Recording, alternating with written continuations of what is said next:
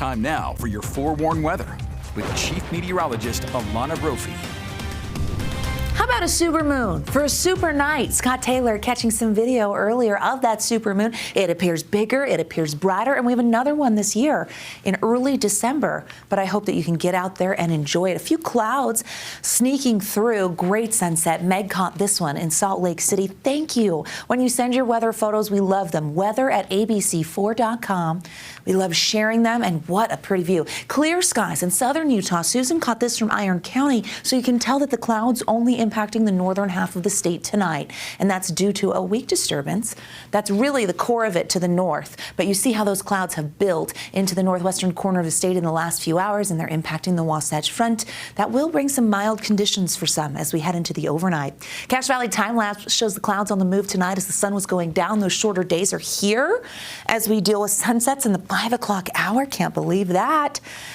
And we know that temperatures were above average today. 72 in early November. Oh, come on. No. We have seen snow at this time, but not today. And not for the last few days. Not since we started the month with that high pressure in control. 57 is our average high. We soared above that. 60s on the eastern side of the state. Provo and Salt Lake beating that out. 70s in Milford and Delta. 79 in St. George, flirting with 80 degrees when we're typically right around 70. The record for today was 74, so we were in striking distance, but we didn't quite get there. We'll see what happens tomorrow with the southwesterly flow. 50s over the next several hours with mostly clear skies, dry conditions into the overnight. Speaking of dry, we see that down south in Ivins, our Black Desert time-lapse catching those clear conditions as the sun goes down, a little bit of an afterglow. It's pretty as ever.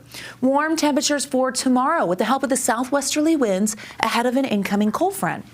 So that high pressure has kind of been running the show. But as that low moves inland, in between the low and the high, we get those stronger winds. So especially on the western side of the state, southwesterly flow brings in warmer air, so our temperatures will once again reach for the low 70s, so above average. But then the cold front moves through. It starts to come Wednesday into Thursday morning, so tomorrow night we will see a little bit of moisture associated with it. The core of that storm, though, is further north. We send the cold front our way, and we open the door for cooler air. Temperatures will drop. But let me tell you that if we were average right now, we would get chilly. But since we're so above average, we're going to fall to seasonal norms with the help of that cold front back into the 50s. Not everyone will see wet weather, but I'll show you who will.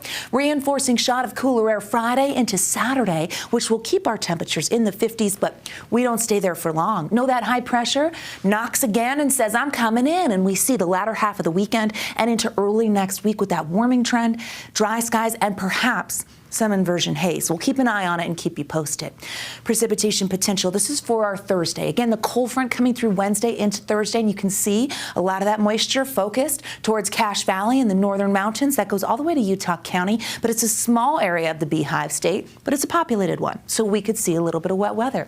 Windy conditions for tomorrow. Futurecast shows the progression of that moisture.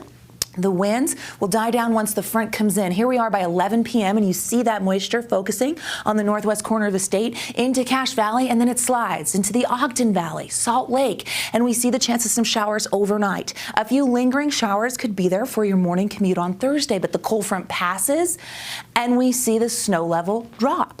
We dry out pretty quickly. This is not going to be a huge wet weather maker, but it will change the game a little bit where we back off of the 70s for a moment with drier conditions. As we look at the rainfall forecast, you see that we take these numbers with a grain of salt, but a lot of that energy focused in northern Utah, places like Huntsville, Eden, Liberty, Ogden, Logan, Brigham City. That's where we will see the most moisture, perhaps up to 1/4 of an inch.